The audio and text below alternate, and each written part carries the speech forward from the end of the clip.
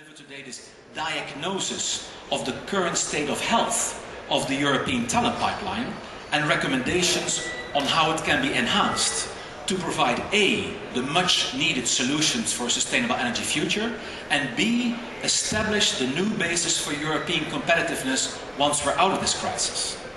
When we met here, Mr. Vice President, in 2006, when in fact you took the documentation about JetNet, which we then translated for the first time into English, you called it a best practice worth for other countries to look as well. And those people that are in the room, I recommend that you go to the main networking hall. There's actually a JetNet booth if you want to know more about that.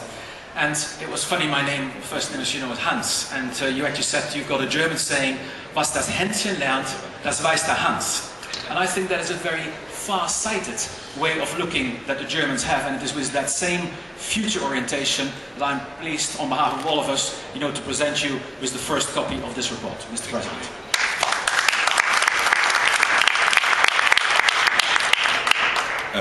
Thank you very much.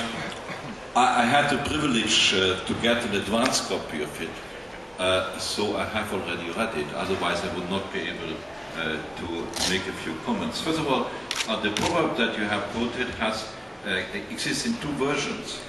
The other version is, was Hänschen nicht lernt, what little John does not learn, lernt Hans nimmermehr.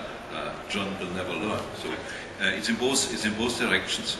Let me say a couple of things. First, everywhere where Europe is the world market leader, and there are many areas where we are world market leaders.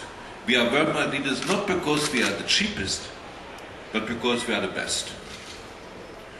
And the clear answer for the question, what is the economic future of Europe, is, since we cannot be cheaper than our competitors in the emerging economies, we have to be better. And the only way to be better is to concentrate on innovation. And the only way to concentrate on innovation and to make innovation work is to improve considerably the European system of education and training, of improving skills. We are now preparing the post-2010 European strategy for growth and jobs, vulgar known as the Lisbon strategy. In brackets I say I try to avoid the term now because it's always confused with the Lisbon Treaty and people do not fully understand what is now jeopardized, the Lisbon Treaty or the Lisbon Agenda. The Lisbon Agenda is certainly not jeopardized, I mean. And there is already a clear consensus that in the post-2010 strategy we will have to put much more emphasis than in the existing strategy on the question of innovation and of skills. I'll tell you why. Nothing has changed as far as the long-term objectives are concerned. Number one objective is transformation of our economy into a knowledge-based economy.